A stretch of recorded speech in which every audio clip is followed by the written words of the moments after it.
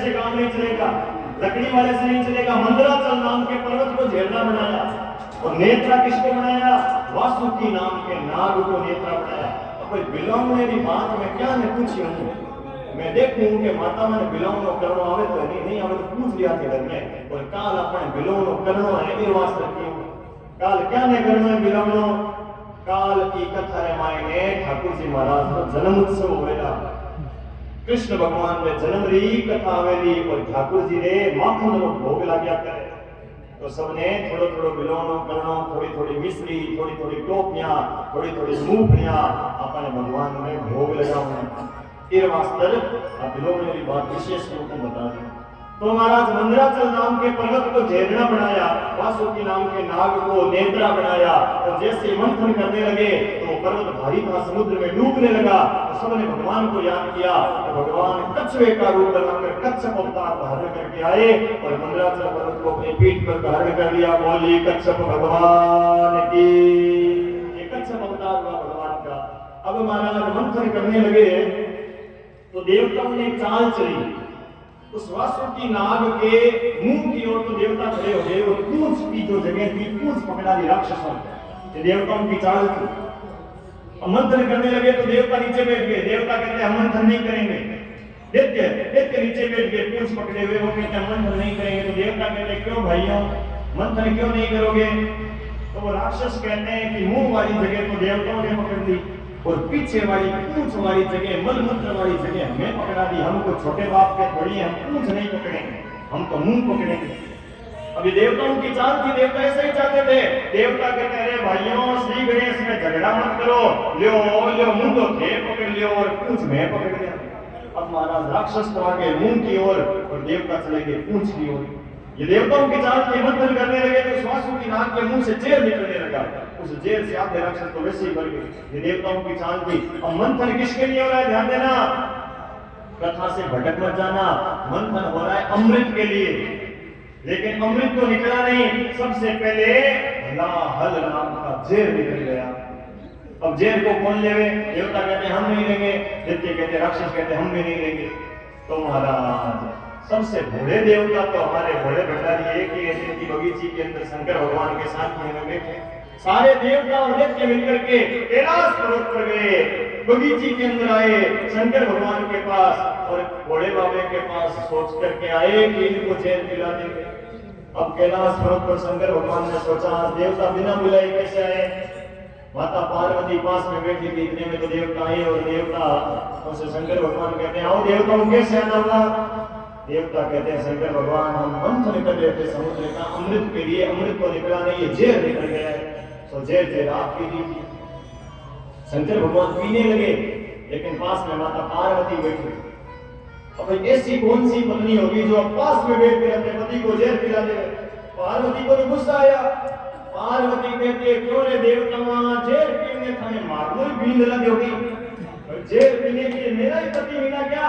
शंकर भगवान कहते हैं गणेश की मां चिंता मत कर, मैं जेल पीऊंगा, मेरा कुछ नहीं होगा, मैं देवताओं का कार्य साध लूंगा। और शंकर भगवान ने वो जहर लेकर के पीने लगे। तभी शंकर भगवान ने सोचा कि मेरे हृदय में मेरे राम जी का वास है और ये जहर हृदय में जाएगा तो राम जी को तकलीफ होगी।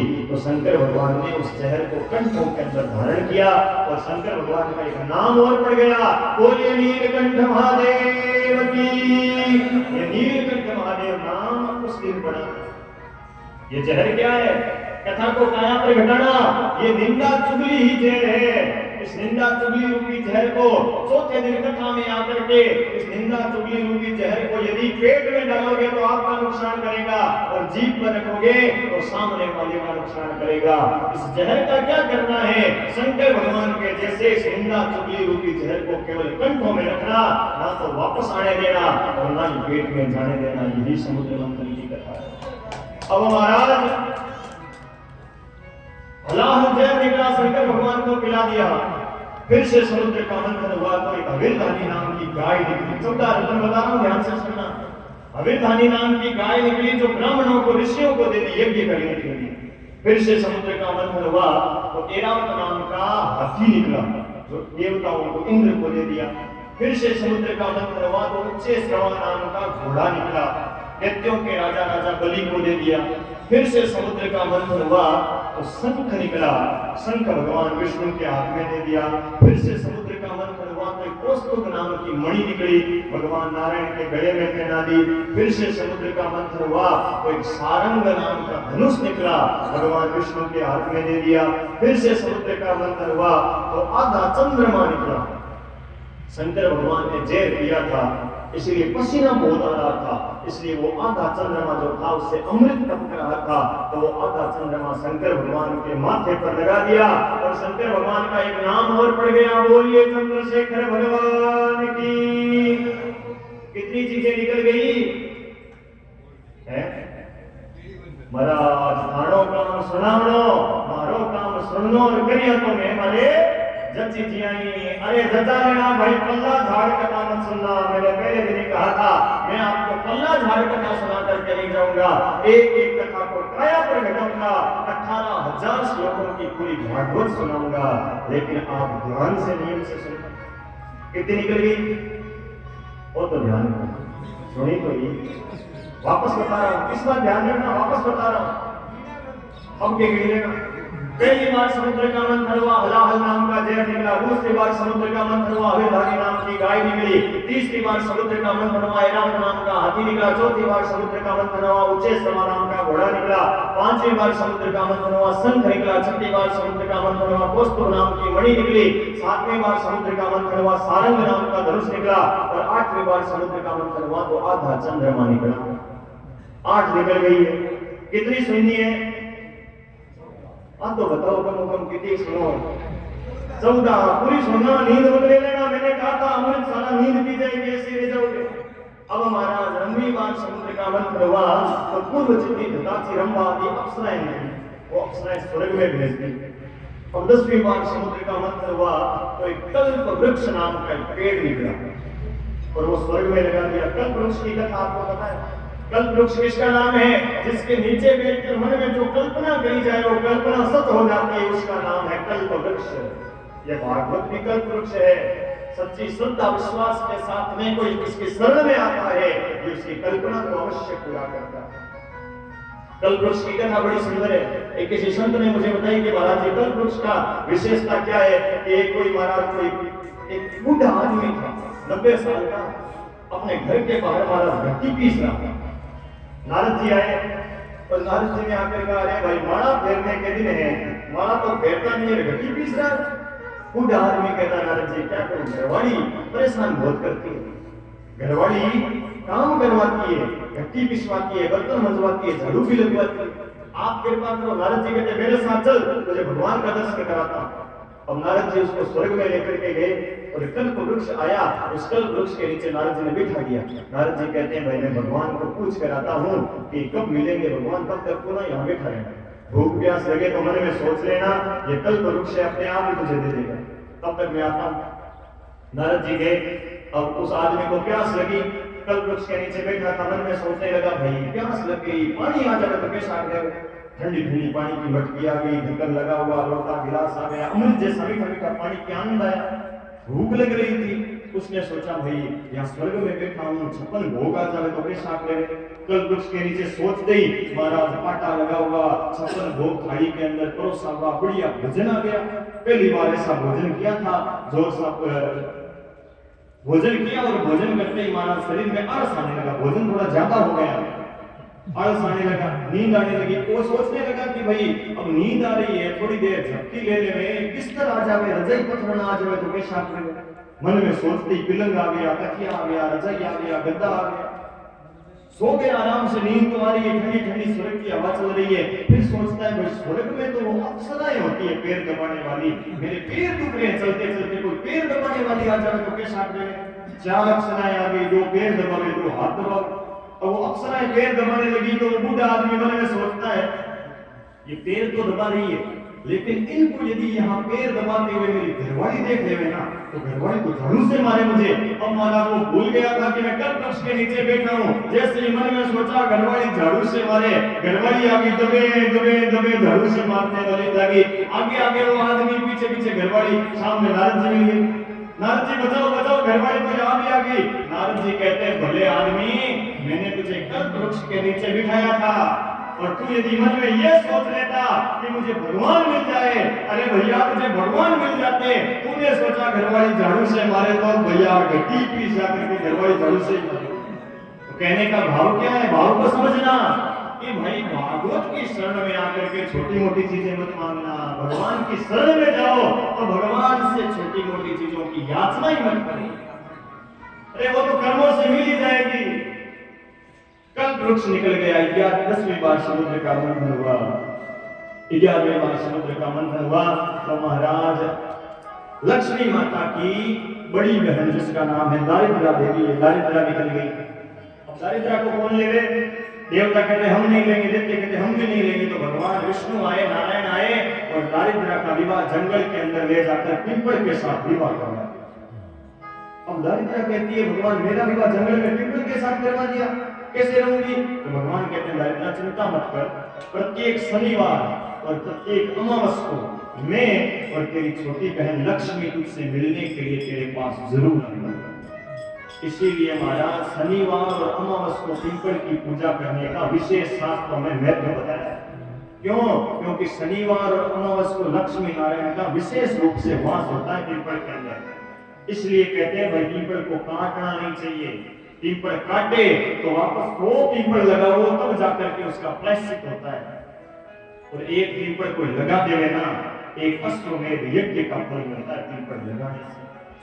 लेकिन शनिवार और अमावस को तो पीपल की विशेष रूप से पूजा करनी चाहिए, उसमें पानी डालना चाहिए, कचरा निकालना चाहिए, उसका बड़ा फल लक्ष्मी का वास होता है शनिवार और अमावस को विशेष रूप से। लेकिन पीपल काटना नहीं चाहिए।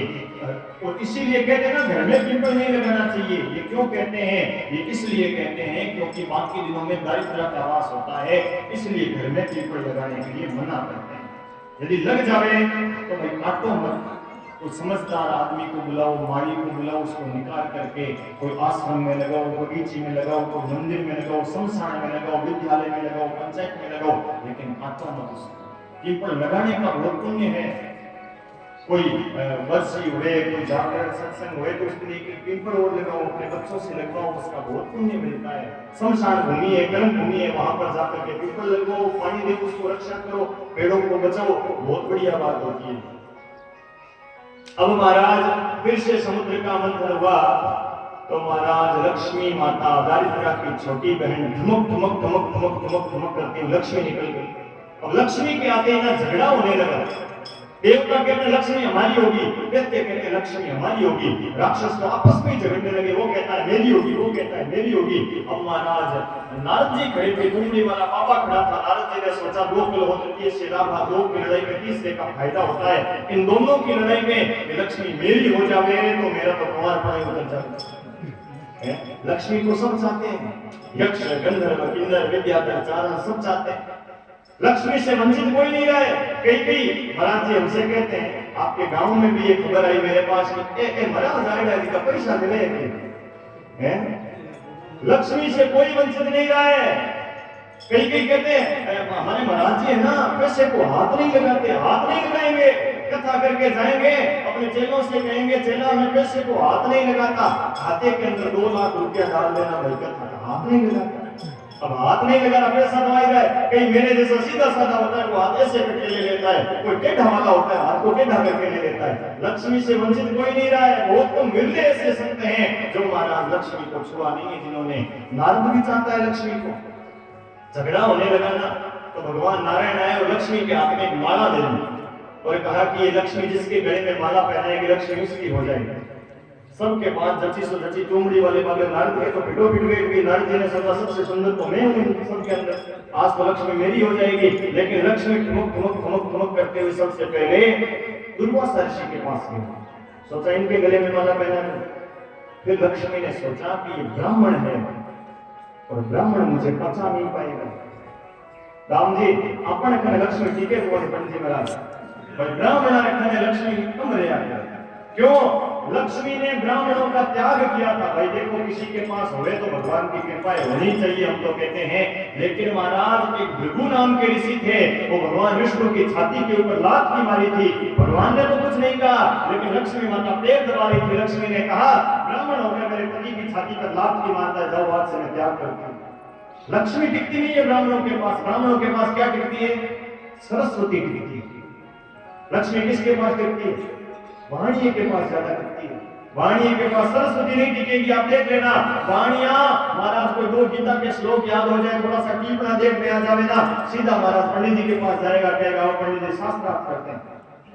और ब्राह्मण चाहे वेद वेदांत का पुराणों का कितना ही जानकार हो, सच्चा ब्राह्मण होगा यही कहेगा शास्त्र समुद्र है, शास्त्र समुद्र है, शास्त्रों का कुछ पार ही नहीं है, ज्ञान तो अनंत है, हम कहां ज्ञानी, हमसे बड़े बड़े बेटे। और महाराज लाख 2 लाख रुपया ब्राह्मण से बचता नहीं है, पुराण सारी बचा लेगा, शास्त्र सारी बचा लेगा।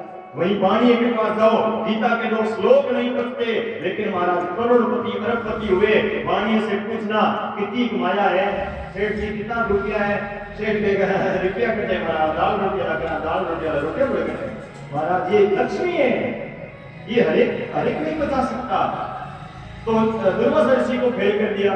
लक्ष्मी ठुमक ठुमक ठुमक ठुमक करती हुई आगे गई तो महाराज आगे नारद जी खड़े थे। नारद जी का गोल मटोल सा सौम्य चेहरा, वीणा पर खड़ी मीठी मीठी तान छेड़ रहे थे। नारद जी ने आंखें बंद कर ली। नारद जी ने सोचा आज तो लक्ष्मी मेरी हो ही जाएगी, और लक्ष्मी ने नारद जी के गले में माला डालनी चाहिए। तभी सूक्ष्म दृष्टि से ध्यान लगाकर देखा तो लक्ष्मी को क्या दिखा? अरे ये तो चुगलखोर नंबर 1 का है। इसीलिए लक्ष्मी ने नारद जी को फेल कर दिया। जहां पर किसी पराये की निंदा होती है, चुगली होती है ना, वहां पर लक्ष्मी टिकती नहीं है।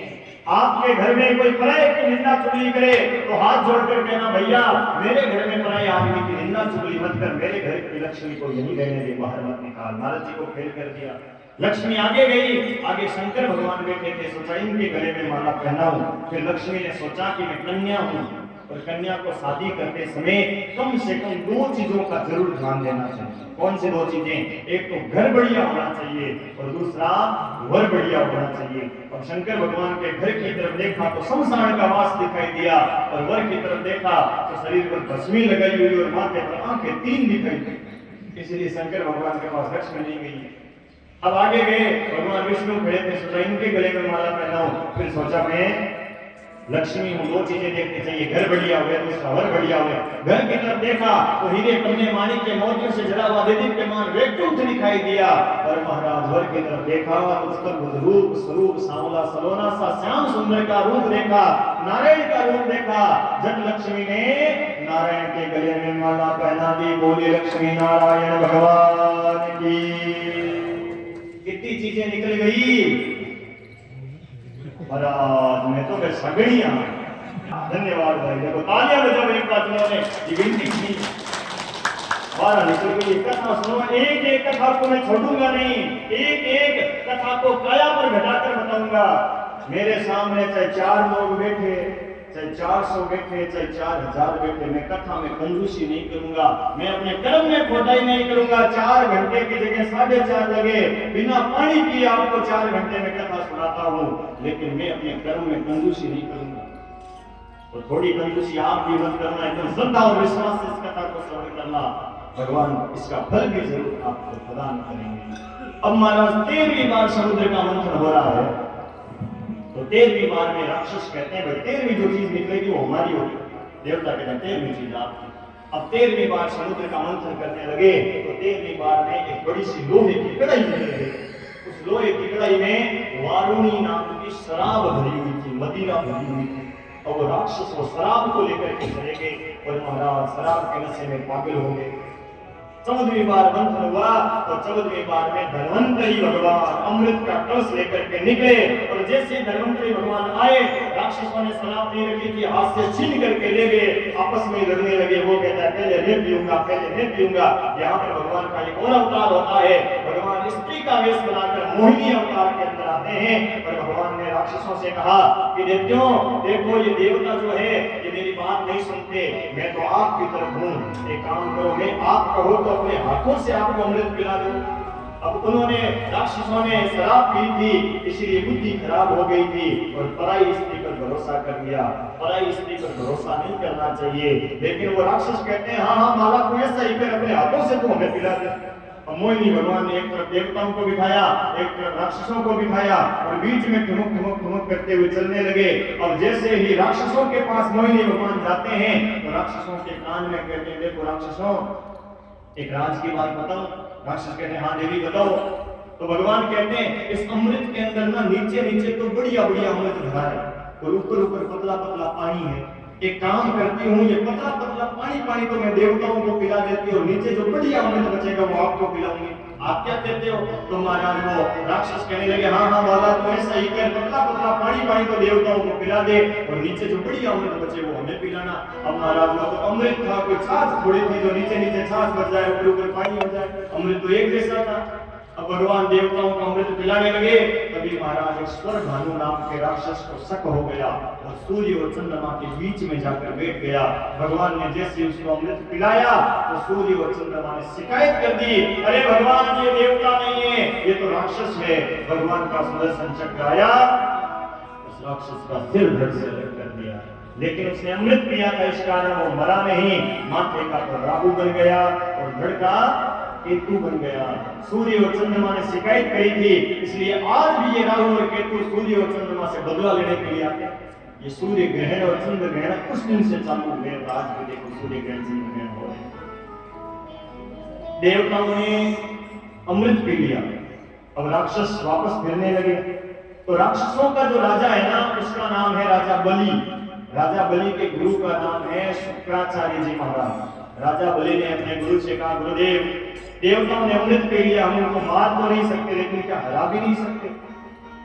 तो शुक्राचार्य राजा बलि से कहते हैं, राजा एक काम कर, तू जितनी हो सके उतनी गायों की सेवा कर, जितनी हो सके ब्राह्मणों की सेवा कर, जितनी हो सके तो संत महात्माओं की सेवा कर। यदि संतों का आशीर्वाद मिल गया, गाय का ब्राह्मण का आशीर्वाद मिल गया तो तू केवल इंद्र के इंद्रासन नहीं, तीन त्रिलोकी को जीत लेगा। राजा बलि बड़ा भक्त था। राजा ने संतों महात्माओं का भंडारा करवाना चालू करवाया, संतों के आश्रम बनवाने चालू करवाए, संतों के आश्रमों के अंदर जीर्णोद्धार करवाना चालू करवाया, यज्ञ पर यज्ञ ब्राह्मणों को बुला करके करवाने लगा, गायों की सेवा करनी चालू कर दी राजा बलि ने। और एक दिन शुक्राचार्य कहते हैं, जा राजा बलि, मेरा आशीर्वाद है तुम तीन त्रिलोकी को जीत लेगा। और राजा बलि ने राक्षसों की सेना ली और देवताओं को हरा दिया और वापस महाराज तीन त्रिलोकी के ऊपर कब्जा कर लिया। अब देवता भटकने लगे, भगवान के पास गए, भगवान रक्षा करो रक्षा करो। भगवान कहते चिंता मत करो, कुछ ना कुछ उपाय जरूर निकालेंगे। अब देवताओं की मां का नाम है माता अदिति। माता अदिति ने अपने पति कश्यप ऋषि से कहा, पतिदेव मेरे जो देवता इंद्र आदि देवता है ये मारे मारे भटक रहे हैं, आप कोई ऐसी कृपा करो मेरे ऐसा पुत्र जन्म जाए जो देवताओं का जो राज्य है वो राक्षसों से ला करके वापस मेरे पुत्रों को देवताओं को दे देवे। तो कश्यप ऋषि ने अपनी पत्नी दिति को एक पयोव्रत नाम का व्रत बताया। 13 दिन का यह व्रत था और इसके प्रभाव से दूध पी करके ये व्रत किया जाता है। इसके प्रभाव से माता दिति के गर्भ में वामन भगवान का प्राकट्य हुआ। जैसे ही